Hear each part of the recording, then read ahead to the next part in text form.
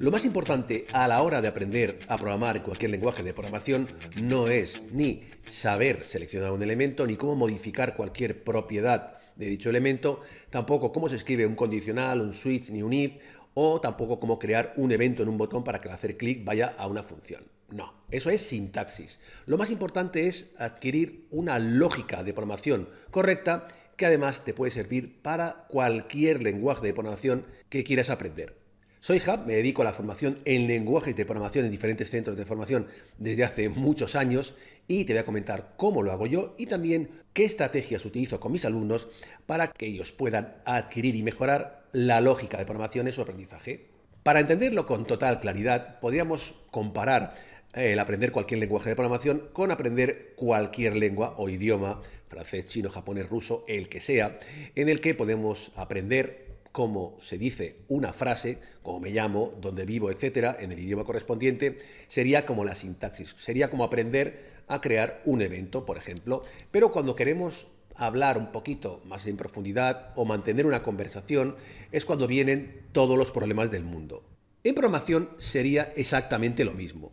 Cuando queremos hacer algo sencillo no hay problema, hasta lo podemos buscar en internet y luego copiar y pegar, pero cuando queremos realizar alguna acción un poquito más compleja, que requieran más de un paso, es cuando vienen todos los problemas del mundo. ¿Cómo lo haríamos? ¿Cuál sería la manera óptima de hacerlo? Imaginemos, por ejemplo, que queremos hacer algo muy básico ahora para que sea corto.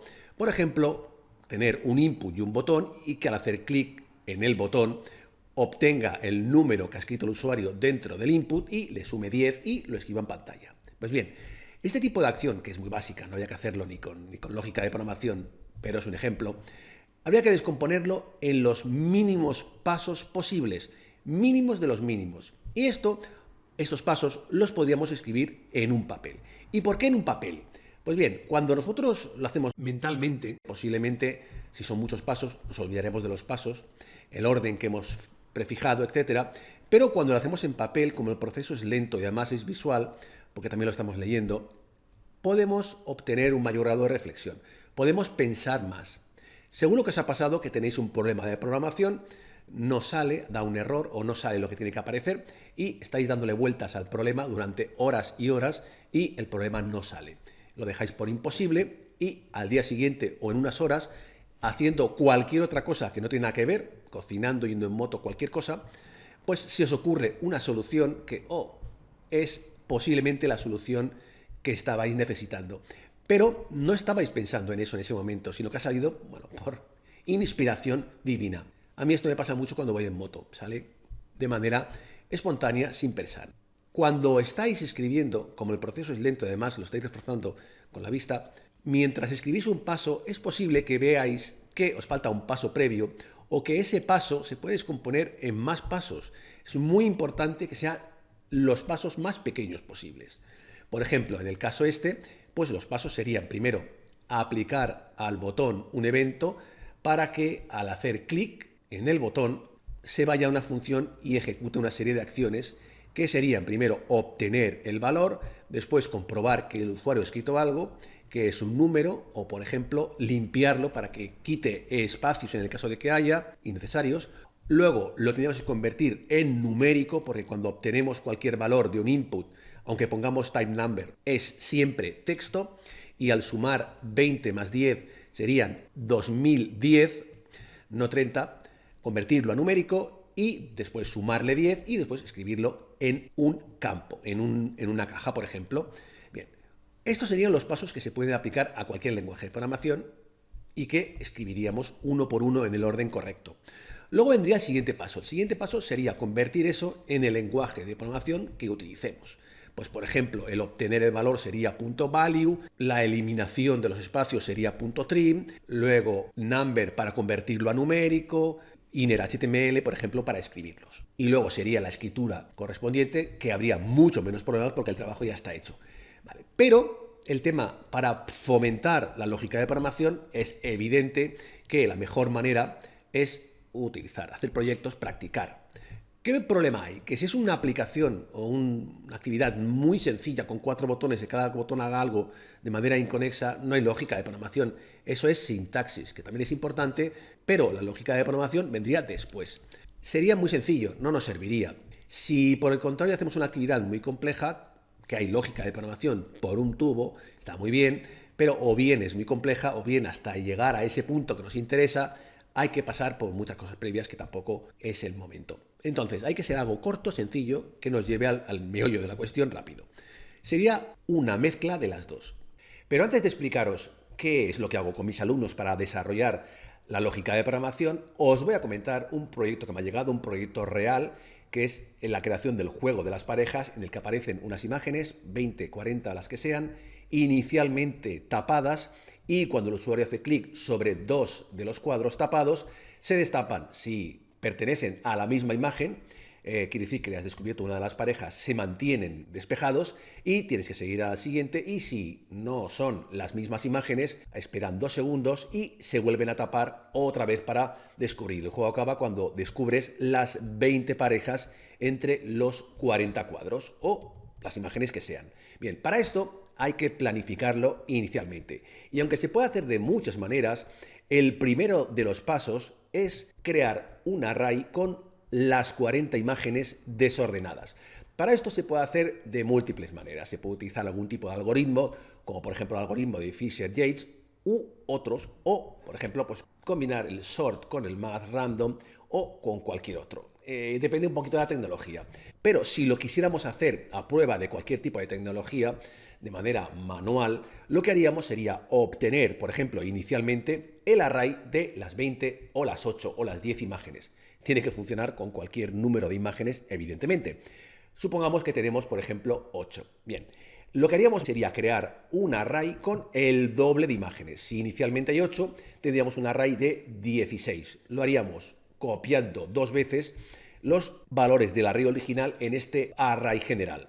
Una vez tengamos este array con el doble de imágenes, van a estar totalmente ordenadas. Las tenemos que desordenar. Ya he dicho antes que hay diferentes algoritmos, pero una opción que podríamos tener es creamos un array totalmente vacío, nuestro array, que tendría 0 valores, y lo que haríamos sería recorrer el array completo y obtener un valor aleatorio entre 0 y el número de valores que hay, que inicialmente, si hubiera 8, serían 16, entre 0 y 15.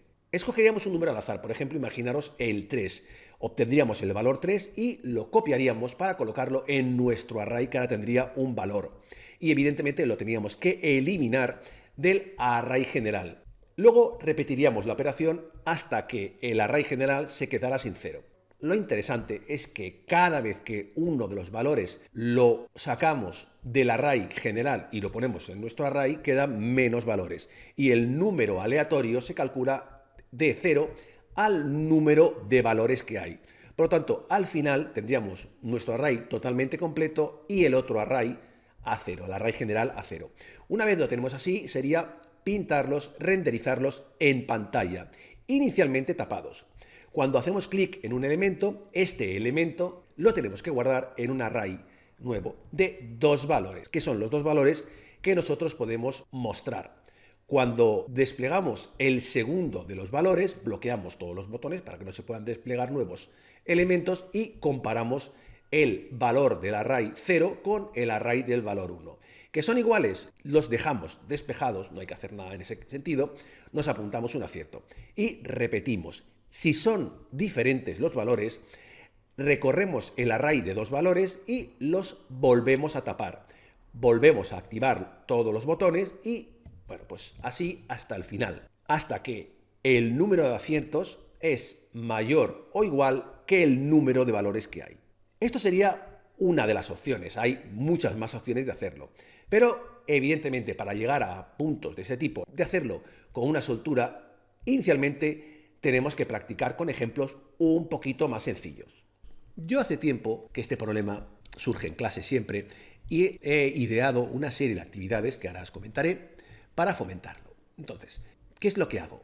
Las actividades de lógica, hay un enunciado en el que se trata una serie de aspectos sencillos, pero que no se puede utilizar métodos o propiedades habituales. Por ejemplo, para que se entienda, igual quiero acceder a los valores de un array eliminando aquellos que están repetidos o aquellos que están vacíos, o bien concatenar 2 arrays en uno, pero bueno, con una serie de características, dándole la vuelta, eliminando los valores repetidos, lo que sea.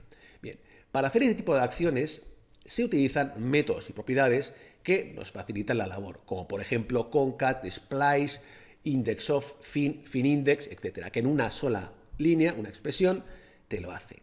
Bien, y que está muy bien. Pero para fomentar la lógica de programación, yo lo que propongo a mis alumnos, y funciona muy bien, es que hagan este enunciado, que lo cumplan, pero no utilizando este tipo de propiedades ni de métodos. Y además, para aumentar un poquito la dificultad y que haya un poquito de complejidad, porque si no, no sirve para nada, si es muy fácil, es que utilicen algo obligado. Si hay que utilizar, por ejemplo, un bucle, que utilicen el bucle for each o for of o do while o while para saber resolver y superar ese problema con las herramientas habituales. Y funciona muy bien.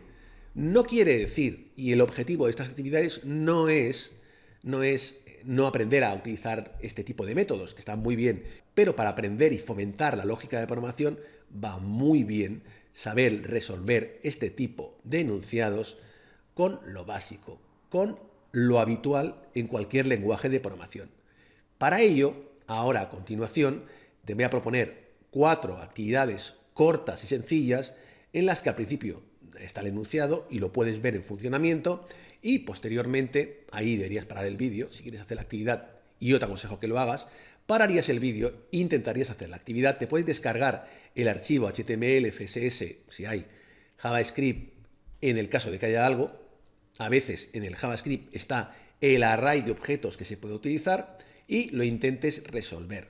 Y después, seguido el vídeo está parado, después haces un play, continúas viéndolo y ahí está una de las soluciones rápidas a la actividad. Una de ellas, porque evidentemente se puede hacer de diferentes maneras. Y hay 4 actividades diferentes para que pongas destreza y para que midas tus conocimientos, en este caso en JavaScript. Pero el enunciado luego se puede traducir a cualquier lenguaje de programación. Vamos a ello.